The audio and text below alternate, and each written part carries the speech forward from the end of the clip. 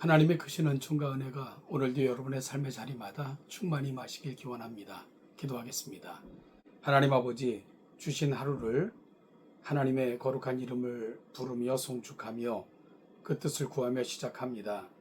우리와 동행하여 주시고 우리 발걸음을 지켜주시며 인도하여 주시옵소서. 감사드리며 예수님의 이름으로 기도하옵나이다. 아멘.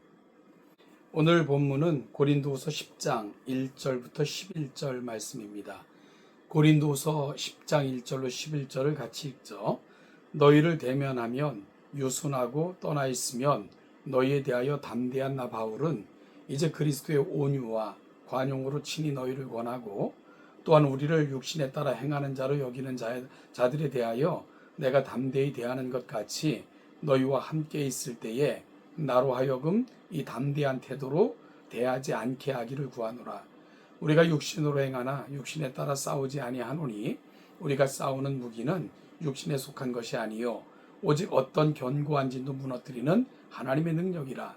모든 이론을 무너뜨리며 하나님을 아는 것을 대적하여 높아진 것을 다 무너뜨리고 모든 생각을 사로잡아 그리스도에게 복종하게 하니 너희의 복종이 온전하게 될 때에 모든 복종하지 않는 것을 벌하려고 준비하는 중에 있노라. 너희는 외모만 보는도다. 만일 사람이 자기가 그리스도에게 속한 줄을 믿을진대 자기가 그리스도에게 속한 것 같이 우리도 그러한 줄을 자기 속으로 다시 생각할 것이라. 주께서 주신 권세는 너희를 무너뜨리려고 하신 것이 아니요 세우려고 하신 것이니 내가 이에 대하여 지나치게 자랑하여도 부끄럽지 아니하리라. 이는 내가 편지들로 너희를 놀라게 하려는 것 같이 생각하지 않게 함이라. 그들의 말이 그의 편지들은 무게가 있고 힘이 있으나 그의 몸으로 대할 때는 약하고 그 말도 시원하지 않다 하니 이런 사람은 우리가 떠나 있을 때에 편지들로 말하는 것과 함께 있을 때에 행하는 일이 같은 것임을 알지라. 우리는 자기를 칭찬하는 어떤 자와 더불어 감히 짝하며 비교할 수 없노라. 그러나 그들이 자기로서 자기를 해하려고 자기로서 자기를 비교하니 지혜가 없도다. 아멘. 성경을 통해 만나는 사도 바울의 성격은 조금 급해 보이기도 하고요. 어떤 면에서는 혈기가 왕성했던 인물이었습니다. 바울이 예수님을 만나기 전 그에 대한 이야기가 성경에 나타나고 있는데요. 먼저 사도행전 8장 3절을 보면 사울이 교회를 잔멸할 새 각 집에 들어가 남녀를 끌어다가 옥에 넘기니라. 예수님 만나기 전에 사도 바울에 대한 소개입니다. 그가 어떻게 합니까? 교회를 잔멸했다. 또한 심지어 각 집에 들어가 남녀를 끌어다가 옥에 넘겼다라고 소개합니다. 교회를 잔멸하고 집에 들어가 남녀를 끌어다가 옥에 넘기는 일, 보통 성격이 아니고서는 할 수 없는 일들입니다. 바울의 성격을 보여주는 또 다른 구절도 있는데요. 사도행전 9장 1절입니다. 사울이 주의 제자들에 대하여 여전히 위협과 살기가 등등하여 대제사장에게 가서 위협과 살기, 보통 사람들에게 사용할 수 있는 언어가 아니죠. 바울이 예수님을 만나기 전 어떠했는가를 잘 짐작할 수 있게 해주는 구절입니다. 이러한 구절로 미루어 볼 때 바울은 온유하고 또 덕망이 있거나 이런 성격과는 조금 거리가 멀어 보입니다. 또한 갈라디아서에서도요, 예수를 믿은 이후에도 초창기에는 불의한 일을 보면 비록 선배라 할지라도 또한 참지 못하고 불의에 항거하는 듯한 그런 모습 보여주고 있는 것 읽게 됩니다. 그런 그가 고린도 교회를 향해서 이렇게 고백해요. 고린도서 10장 1절입니다.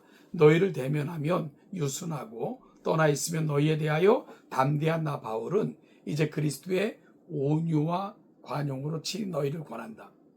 바울이 자기 자신을 어떻게 소개합니까?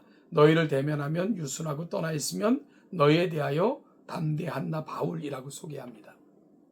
문장의 뉘앙스를 보면 이런 표현 아닙니까?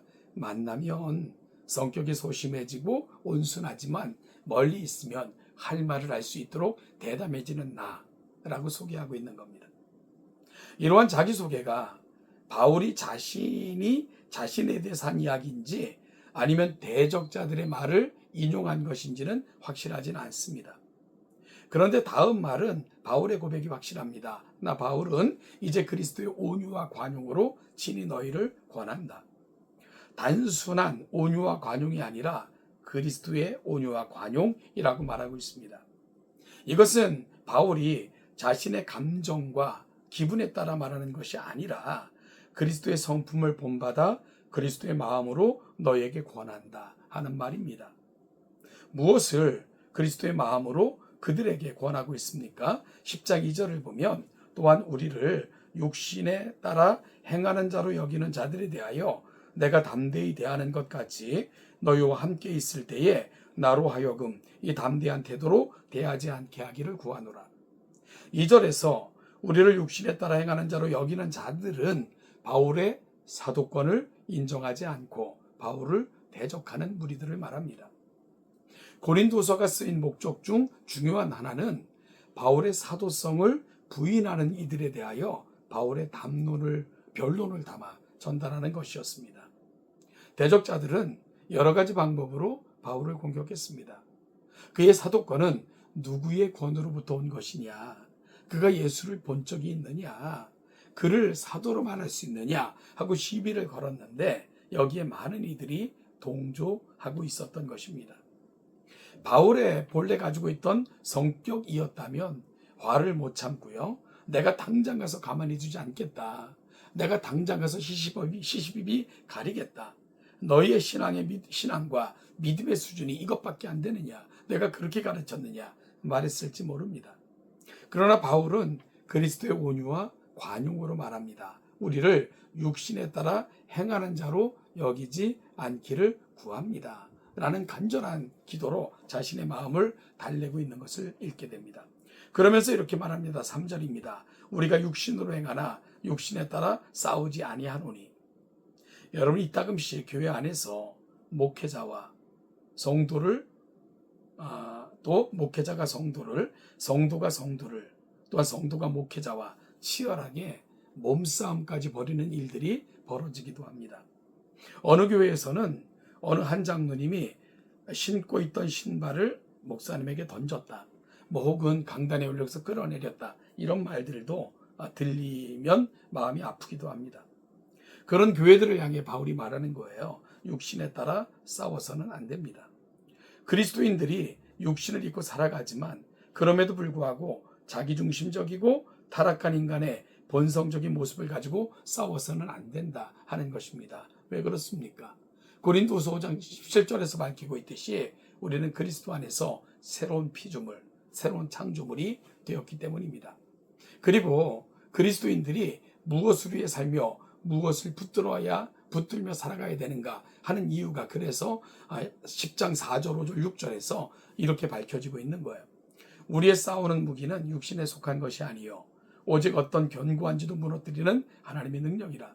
모든 이론을 무너뜨리며 하나님 아는 것에 대적하여 높아진 것을 다 무너뜨리고 모든 생각을 사로잡아 그리스도에게 복종하게 하니 너희의 복종이 온전하게 될 때에 모든 복종하게 않는 것을 벌하려고 준비하는 중에 있노라. 그리스도인들은 치열한 영적 전투의 현장에서 살아가고 있습니다. 여러분, 그러면 이러한 영적 전투에서 승리하기 위해 우리에게 필요한 것이 무엇일까요? 인간의 지혜나 철학, 세상적인 힘과 방법 아닙니다. 바울은 이를 육신에 속한 무기라고 말합니다. 그러면 믿음의 사람들에게 필요한 것이 뭘까요? 영적 전쟁을 수행하고 그 싸움에서 승리하기 위해 필요한 것은 오직 어떠한 진도 무너뜨리는 하나님의 능력입니다. 바울은 자신의 성질대로 문제가 풀리지 않는다는 것을 잘 알았습니다. 자신의 의지와 지혜가 문제를 푸는 열쇠가 아님을 잘 알았습니다. 그래서 그는 하나님만 의지했습니다. 하나님만이 모든 것을 이길 수 있는 힘이 되심을 그는 깨달았기 때문입니다. 오늘 우리는 이러한 소망을 가지고 기도하기를 원합니다. 하나님, 나의 옛 성품, 옛 자아가 나를 지배하지 않게 도와주시고 오직 예수님의 거룩한 성품으로 살아갈 수 있게 인도하여 주십시오. 나의 의지, 나의 지혜, 마치 내가 중심인 것처럼 내 안에 갇히지 않게 도와주시길 원합니다. 오직 내가 그리스도 안에서 새로운 사람이 되었으니 그리스도의 온유와 관용으로 행하고 하나님의 지혜와 능력과 무엇보다도 예수님을 닮아감을 우리 영적 싸움에서 우리의 무기로 삼을 수 있는 그런 자들이 되게 해달라고 기도하셔야 됩니다. 그리고 이와 같은 것들을 서로에게 보여주며 이와 같은 방식으로 서로를 대하고 이와 같은 마음으로 서로를 품음으로 말미암아 교회 안에 어떠한 문제가 있다 할지라도 우리의 가슴 속에서 그리스도의 거룩한 은혜로 다시금 모양되어지고 다시금 길을 찾고 그리고 다시금 나아가야 될 길들을 함께 손잡고 나아가는 그런 위대한 일에 우리 동천의 모든 성도들이 다 사용되어지기를 주님의 이름으로 축복합니다. 다시 한번 기도합니다. 하나님의 성품, 예수 그리스도의 온유와 간용으로 살아가는 이를 무기 삼아 영적인 전투를 치루어내는 우리가 되게 하옵소서. 기도하시는 저와 여러분들이 되시기를 간절히 축복합니다.